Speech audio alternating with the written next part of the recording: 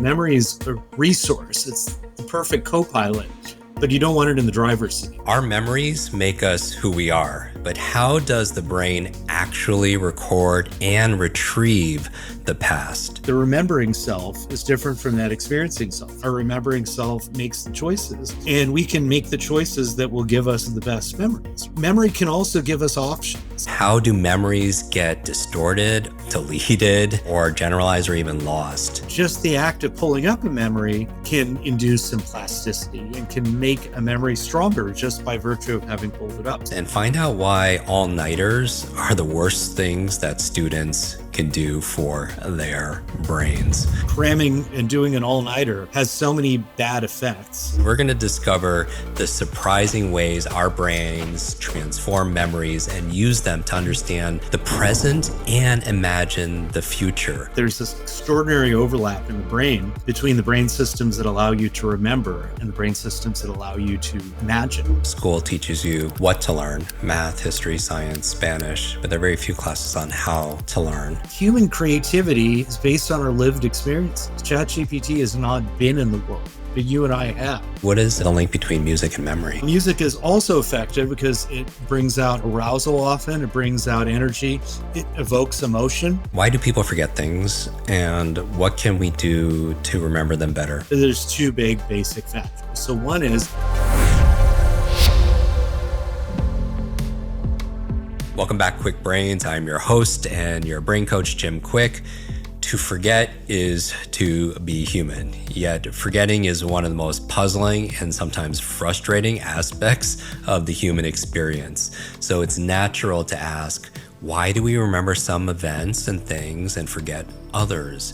We tend to believe that we can somehow should remember anything we want, but the reality is that we are designed actually to forget. And so our guest today is Charan Ranganath. He is a professor of psychology and neuroscience and director of the Dynamic Memory Lab at the University of California at Davis. For over 25 years, he has studied the mechanisms in the brain that allow us to remember past events. He is also the author of the brand new book, Why We Remember: Unlocking Memory's Power to Hold On to What Matters. Welcome to the show. thank you so much for having me, Jim. Yeah, so I've been really looking forward to this, really enjoyed your book. I highly recommend that our community gets their copy and gets 2 copies. So we say get one for yourself and then one to gift. You know, my friends know the best gift to give me are books. But what we're going to talk today, everybody, is we'll be discussing why we forget things and remember things and what we could do to remember things better. So I want to jump into this. According to your book, memories are less useful for remembering the past and more useful for predicting the future. Maybe we could start there and you could elaborate on that idea. Yeah. I think, first of all, I think it's your book and mine are probably a great companion package because I think your book is all about how to remember the things that you need. And my book is basically saying that memory is about carrying the things you need and not everything. And I think this is big misconception people have, is that we should be able to replay the entire past exactly as it happened. And really our brains are designed to carry the most important, biologically important, and the most meaningful information, and to be able to deploy it really rapidly. So episodic memory, which is what I study in particular, is very important because it's about the present and the future, really. So you and I were talking just before we started recording about our various air travel things as part of our lifestyle. And you probably have this experience waking up in a random hotel room at some point and just asking yourself, where am I? Right? Yeah, which is kind of embarrassing for a memory coach or a memory expert like yourself. But but the thing is that you snap out of it very quickly. Yeah. And you can say to yourself, okay, well, here I am. I'm in London today, or I'm in Singapore today, or wherever it is you happen to be. And that's based on memory. That ability to remember is keeping you grounded in time. And then what happens is, okay, you're up for a little while, you're jet lagged. And so you start to think, okay, what am I going to do today? You use memory to fill in those blanks and plug in the schedule for today. And so these are just super simple examples, right? But now I'll give you just an example from my own life about a big life choice I made, which was I'd finished grad school. I was choosing between going into clinical psychology or going into research. And I had an internship offer that could have given me a very lucrative career clinically. And I asked myself, well, what do I enjoy the most, clinical work or research? And I started to ask myself, okay, well, what are the contexts? What are some past events that I could think of from my recent work in the clinic? And it brought back a lot of memories of having to be dressed up, being sleepy because I was there early in the morning, being, thinking about and worrying about my patients and so forth. And then I brought back memories of my last times in the lab and thinking about staying up late, hanging out with these guys and eating pizza and putting together posters for a conference. And I was like, well, that's the environment for me. It's not for everyone, but it was for me. And so it was just an act of mental time travel, so to speak, that allowed me to pull up all these instances and say, what's the context that makes me happiest? And I think this is the power of memory for these small decisions and the big decisions to keep us grounded in space and time and give us potential from our past. You use the word decisions, and I think people underestimate how important the role of memory has in making our choices. There's a quote in my book, Limitless, from a French philosopher that says, life is the letter C between the letters B and D, where B stands for birth and D is death. Life C is choice. Mm-hmm. That these difficult times, they could distract us. These difficult times, they could diminish us, or these difficult times, they could develop us. We ultimately decide. But in order to make good choices, it's based on, the scheme, the body of wisdom that we've accumulated up to this point, or experiences. That means, that presumes people remember it if they learned it, right? What role have you found that memory plays in us making wise choices or decisions? Well, at the beginning of my book, I quoted Danny Kahneman's research. And so Kahneman makes this really beautiful distinction between what he called the experiencing self and the remembering self. And so just as an example, you go on a vacation and let's say you have kids or something like that. And going on vacation with kids is stressful. It's so stressful. You sit around and you are standing in line at airport security. You're packing these giant bags, standing in the rental car line. There's just so much lines, traffic, hassles. But then you make the next choice of, okay, what am I going to do this winter? And you go, well, let's take a vacation with the family, because what you remember, the remembering self, is different from that experiencing self. And so, yes, the experiencing self suffered from all these negative things, but the remembering self carries forward these great memories of sitting with your kid at the beach, or, being able to go to this nice dinner and watch the sunset over the ocean. And so he argued that the remembering self is what makes those choices. And to Danny, that's irrational and not necessarily a good thing. But to me, in a mindful sense, that's a very good thing, because that's all we have from our experiences is the memory that we carry from them, right? And so one way of thinking about it is that, yes, our remembering self makes the choices, and we can make the choices that will give us the best memories, right? Memory can also give us options. So memory can tell us, hey, I'm not feeling stressed out now, but I know when I give a talk in front of a big audience, I'm going to be stressed out. So what can I do about this? And I can prepare. And so if you allow yourself to bring back experiences that don't match up where you have now, again, memory can give you more options and allow you to work around these things. I think where we get stuck is memory creeps into our decisions and we don't realize it, right? And so that's what I really try to say in my book is that memory is a resource. It's the perfect co-pilot, but you don't want it in the driver's seat. That's what's well stated. There's research that shows our brains are vulnerable to misinformation, at the moment of remembering, which can lead to some kind of memory alteration, right? We delete or we distort, or maybe you could explain this a little bit to our listeners. Yeah. So the act of remembering in and of itself is not a replay of the past. And so I talk a lot about this in my book. It's one of my favorite topics, is that there's this extraordinary overlap in the brain between the brain systems that allow you to remember and the brain systems that allow you to imagine. And the reason for this is our brains are fairly optimized, right? It's unlike let's say ChatGPT, which just grabs every pixel of everything that it gets. We're very optimized to get the information that's new, surprising, emotionally significant. And then we pack in a lot of prior knowledge that we use to fill in the gaps of our memories. So that usually helps us out just fine, but sometimes errors can creep in. And the thing is that the act of remembering in and of itself can change the memory. So it's, again, not like replaying something as you would on a computer. It's really an act of imagination that then can record a new memory. And so what happens if you recall on the same event over and over and over again, new information can become incorporated. Now, if I share a memory with you and you tell me, hey, don't you remember, like at the end of that night, you got, you passed out in the gutter and like a policeman came in and I had to pull you away from them or something. I'll say you're just messing with me, right? And, but next time I remember that event, I might go, I remember waking up in the gutter, blah, blah, blah.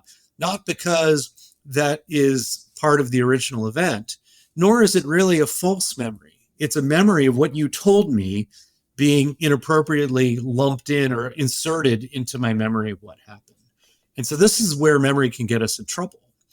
The same factors that allow us to go, hey, I know right now you've moved, you're in a new location, are the same factors that allow me to go, oh man, that restaurant that I thought was so great, I got food poisoning after, so I don't want to go back there.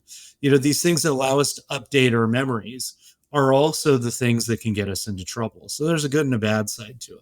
It's interesting that memory is not taught in school, right? And at least in American education system, they teach you 3 R's: reading, writing, arithmetic.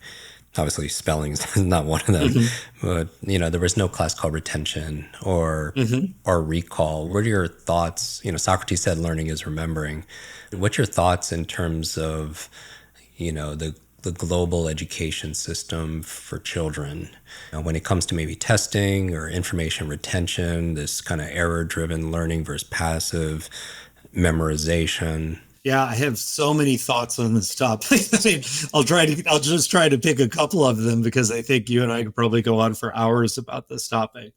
I think that a big problem, as you alluded to, is the fact that the so-called best students and the worst students differ, in my opinion, a lot by study habits and a lot by their either natural or their learned way of learning how to learn. And I think this is a huge problem because every kid has the potential to learn. Every kid's brain is so plastic. And even kids who suffer from learning disabilities, many of those times, the disability, so to speak, is a sensory processing issue. It's not a learning issue. And so I really do think that teaching people memory skills is important. And the science of memory offers a lot. You mentioned this topic of error-driven learning, which is like basically a chapter in my book. And that's something I also feel very passionately about. The idea there is if you're trying to memorize, if you're trying to study for a test, or if you're practicing for a play, you do the best when you actually subject yourself to a struggle to learn the information. And what I mean by that is that let's say if you're trying to memorize a bunch of words for an upcoming like trip to Spain and you're trying to memorize Spanish. If you space out your study sessions, what happens is the next time you see those Spanish words, let's say if it's a day after you originally did it, as opposed to an hour after you did it, or let's say you space it out even more, like once a week or something like that, that moment of pulling up the Spanish lesson will be harder because you will have less memory saved up, so to speak, from the time before. And so spacing out these things, actually that struggle in our computational models, what it suggests is it allows the brain to rewire those memories so that they're more resilient and they can be expressed in more than one place at more than one time. So that it's no longer an act of, oh, what was I studying 2 weeks ago? It's like something that's just will pop into mind very easily. And the best way to do it is to test yourself rather than studying. So if I wanted to test you on, let's say, how to say trip in Spanish, I could tell you before you've even learned the word, I would say, tell me what you think the word viaje means. And so you could come up with some English word. And I would say, nope, it means trip. like a vacation or a business trip or whatever. And so that act of testing you, even before you learned it, allows your brain to wire itself in a more optimal way to get out just the word that's correct and to wipe out these competing words. And so it's a very powerful phenomenon. But all these techniques that allow you to remember better also require a bit of effort, you know? And I think the expectation people have is that remembering should be effortless. So if you tell me your name and I just repeat your name a couple of times, I go, I got it. I'm totally confident. And then a week later, I have no memory of your name. Not you, but I'm just saying, right. So somebody I meet, right? And I think that's the issue is that, and so if we go back to education, think of a kid who's getting straight A's in school. They're just coasting through. They don't need to study for the test. They're not learning anything. On the other hand, in theory, the kid who's struggling, but if they're using good study habits and they're earnest and trying hard and getting the support they need and they're getting feedback from the teacher, that kid's learning.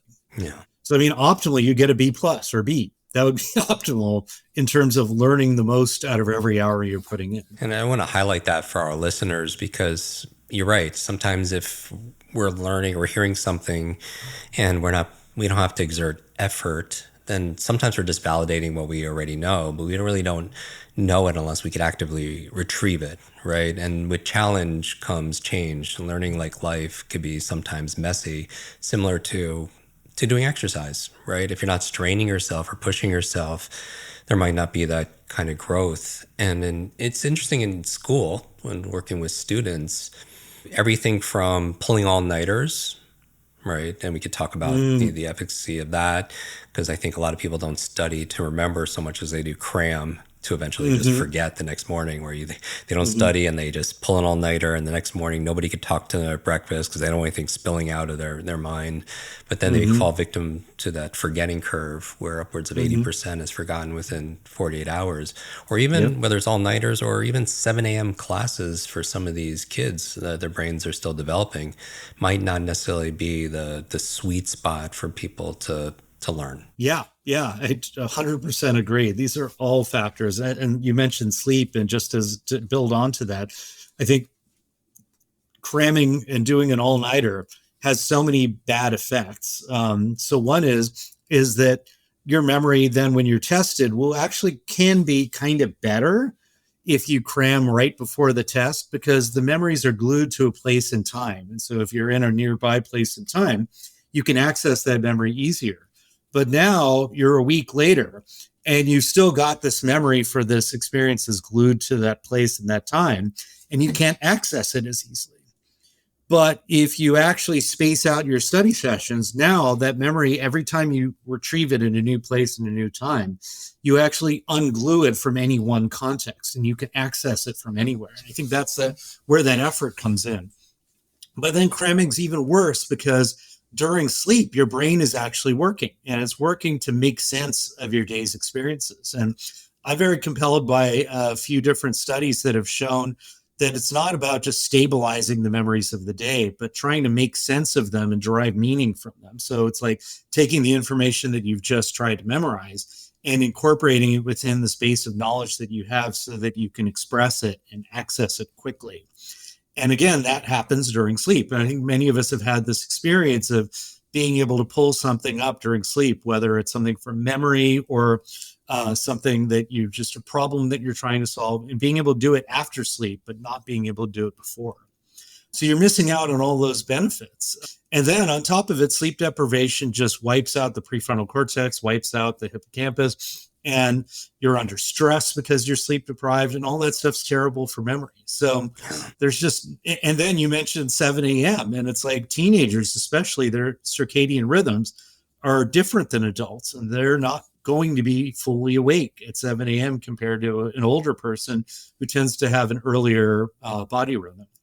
So there's just so much going on. It's really just, it's a very rich topic. I find the topic of memory fascinating for so many reasons, but it's interesting how school teaches you what to learn: math, history, science, Spanish, but there are very few classes on how to learn, right? There's no classes on how to focus, concentrate. It's like going to a child and say, study this or remember this is like going to somebody saying play the ukulele or the didgeridoo who's never had any kind of training on how to actually do that. I know people are going to want to know this question because we opened with it.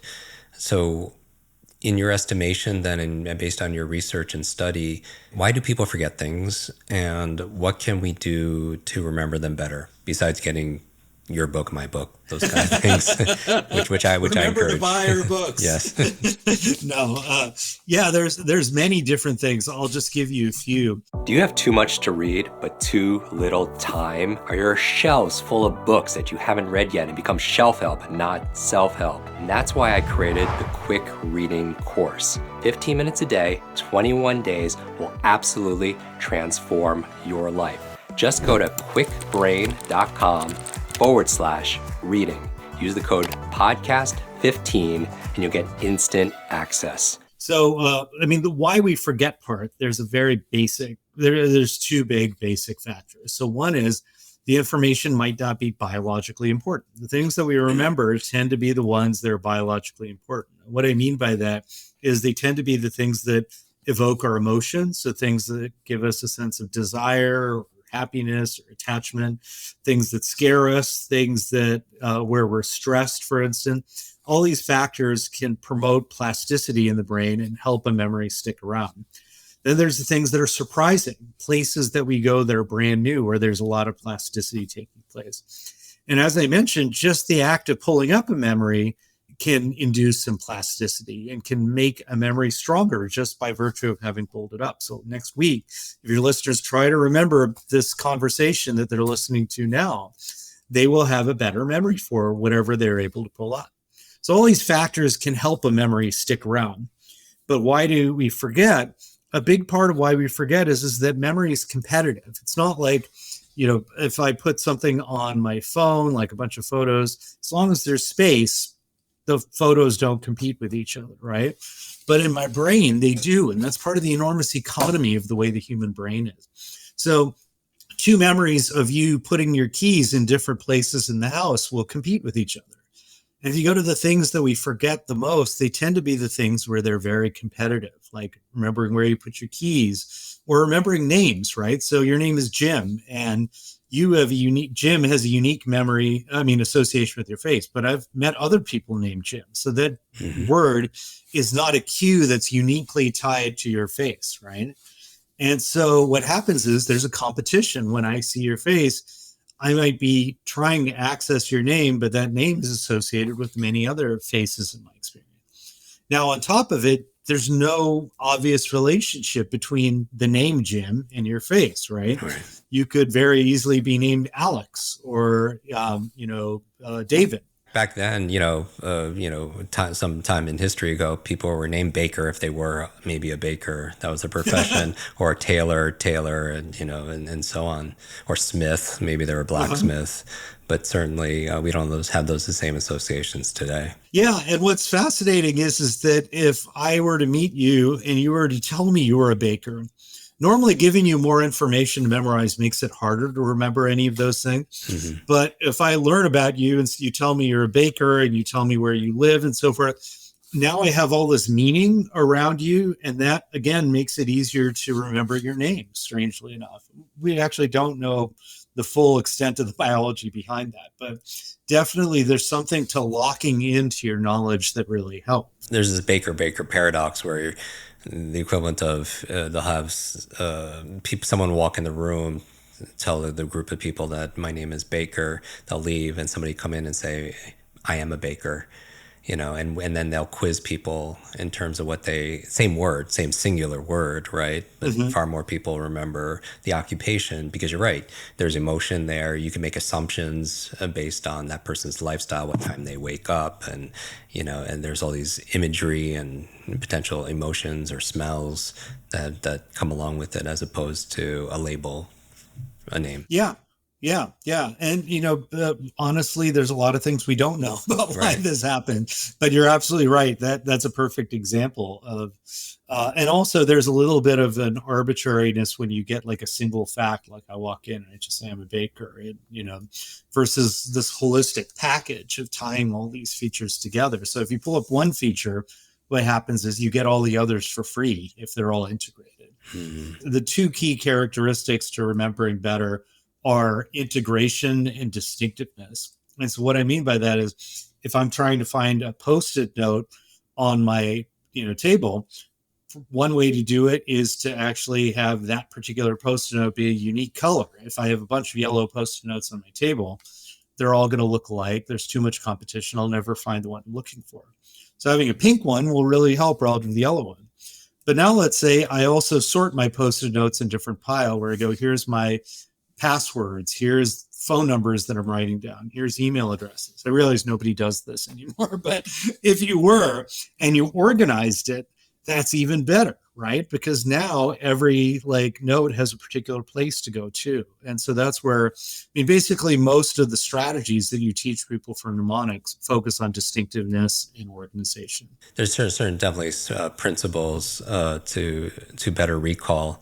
You mentioned the way I say it is we're not logical, but we are biological. So those survival traits, are definitely going to get encoded differently when you're going to be able to remember it.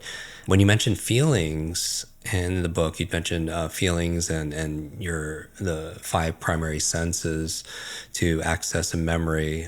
But you also mentioned music could potentially be an incredible, a powerful enabling tool, supportive tool in this process. What is the link between music and memory? Yeah, if you think about it, it goes all the way back to the Iliad and the Odyssey and Mahabharata and the Ramayana in my culture. Mm-hmm. It's these, this is how people would memorize huge amounts of information, is they would make them into song, they make them into, poetic meter. And so that's how they would be able to orally transmit so much information. And I think song has a bunch of characteristics. So there's just for singular events, let's say, music can pull up a memory that seemed dormant because we often listen to music during particular times in our life. Let's say you broke up from a partner or something like that, and you spent your summer listening to the Smiths or something. Right. You're wallowing in your depression or whatever. And that music now later on will bring you back to that particular time and place because the music is kind of this background context that pulls you in. Now, music is also effective because it brings out arousal often, it brings out energy, it evokes emotion. And again, all those factors bring up a unique mental context, but also can, and under the right circumstances, enhance plasticity as well.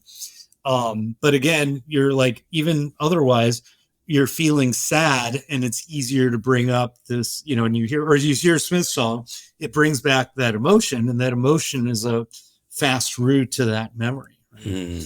So then there's another part of it, which is music acts as a kind of a structure. So people in the memorization field love to talk about the memory palace or the method of loci, where you take a house and you sort of put things that you have to memorize, like people's names or something, in individual rooms in a house, and you mentally walk through. Well, for people who don't have a good mental imagery ability, music is just as good of a structure. Yeah. So there's a school of thought that says memory is somehow uniquely associated with space. And I don't believe that. I think music is a beautiful structure, at least for humans as well. And so you have so for instance, there's so many songs from my life. I could think of this. I still remember this episode of the sitcom Cheers where Sam is trying to remember stuff about Albania. And so his friend teaches him a song that just and he puts the words to the song, and it goes Albania, you border on the Adriatic, your terrain is mostly mountainous, and your chief export is chrome. I didn't even try to remember that, and I can still report it. It's similar to I challenge anyone listening to say the letters of the alphabet without actually singing the melody. Because it's so ingrained in how it's installed. It's kind of like information by itself is very forgettable, but information when it's tied to those feelings become become unforgettable. Like you mentioned, you could hear a few notes for a song on the radio and it could take you back to when you were a teenager. Or if it's not a sound, it could be a food or a fragrance that could, you taste or smell, and it could take you back to when you're a child. And so, we know olfactory is very powerful connection also to memory. You mentioned VR as one part of an experiment. AI, just curious, your just thoughts, general thoughts and attitudes towards artificial intelligence and related to... I have so many thoughts to that. Oh my God. I love this topic actually, because I think there's a lot of people, especially in my field, who are like, well, AI is basically showing that the human brain is just a big, deep neural network. And I think that's really just missing the point. I mean, AI in many ways is more capable. I mean, I don't like the word intelligence in the first place because I think it just comes with so much baggage and assumptions and really just holds people back from their true potential. But AI in particular, it's basically the model of AI is one of, like, if you use the analogy of vehicles, right? Let's just say I want to carry as much junk as possible. I'd build a slow lumbering truck that consumes massive amounts of fuel. And once it starts going, try turning it, and it takes a long time to turn, and it takes a lot of effort to do so, right?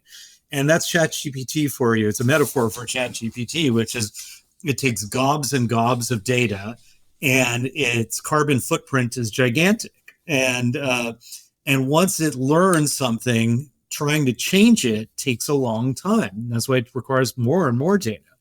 Humans, on the other hand, are designed for extreme economy. We don't even see the entire world in front of us, right? So if I give DALL-E images, it's reading in every pixel.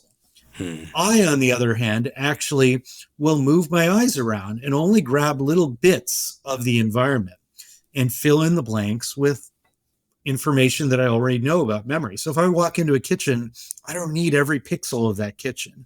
I just need to look in a few places to sample that world, right? So right off the bat, humans are doing much more with much less. And our power load is something like 12 to 20 watts, right? Compared to, nobody even publishes, I think, these stats on ChatGPT, but I'm sure it's horrible, right? And then the second thing is we have this weird ability called episodic memory, where I can draw on this one conversation that I've had with you and use it and express it somewhere else to make rapid inferences, to stop on a dime. Let's say, for instance, I have a very good friend and I found out that they've been, just find out once that this person was actually lying to me about something. They just lied to me about one thing. That one experience should be enough for me to be a little more skeptical the next time they tell me something and maybe wonder what else have they been lying to me about. But if you're just statistically aggregating gobs and gobs of information, that doesn't work. And if you think about creativity, human creativity is based on our lived experiences. ChatGPT has not been in the world, but you and I have. You and I have just random coincidences of, like, I don't know about you, but for me, like, you have college and you live in a dorm with a diverse range of people who just happen to be lumped together. And you learn so much from those random lived experiences. And the more you can expose yourself to this diverse range of what I call training data, which is your episodic memory, and the more you try to seek out things that are different in your readings and your friends and try to draw connections, the more creative I think you can be. And that's something that will keep us, at least for now, relevant in the age of AI. Yeah, I mean, people hear about, with technology, they're always upgrading their technology. They're getting the newest phone or they're updating their apps. But, when's the last time we took time to upgrade the most important technology, arguably, found between your ears, this 3-pound matter that has created all technology. And so this is fascinating because I could talk to you for a long time about creativity and memory. Maybe we could save that for a future episode. I want to thank you so much for being on our show. I want to recommend everybody gets their copy of Why We Remember, Unlocking Memory's Power to Hold On to What Matters. Where can people stay in touch with you or get the book or social media, websites? Yeah. So if you want to get on my mailing list, you can go to charanranganath.com. Hopefully you can put on the website in case people have trouble spelling it. Yeah. Once they get the name, it will be memorable. It just takes a while to get, learning curve stuff. That you can also go to the Memory Doc on Instagram, where I post about events and I post content about how to improve memory. And I also am on Twitter. They can follow me at Charan Ranganath there. This is amazing. We'll put all of these listed on our show notes, as we always do, at jimkwik.com/notes, link to the book, to his website, to his social media, and a lot more. I encourage everyone to get their copy. Someone that has decades of experience and they put into a book, and you sit down and read that book in a few days. You could download decades into days, which is it's such an incredible advantage. And I just want to remind everybody, it's having lost my grandmother to Alzheimer's, as besides my TBI and a series of things that put me on this path. I want to remind everyone that just having a great memory is not just about memorizing facts and figures and formulas. A lot of it is about remembering the times that you laughed, the times that you loved, the things that you learned in life, and the life we live are the lessons that we teach. So live an unforgettable life. I want to thank you again so much for being on our show, and it's been a real pleasure. Thank you, Jim, and it's been great to share all this information with your listeners. More to come, everybody. Make sure you leave a review and subscribe. We put the extended version of this episode, which is a lot more than 20 minutes, on our YouTube. Make sure you join our 1.5 million subscribers there. Ask your questions there. And until our next episode, remember to be limitless. Bye, everyone.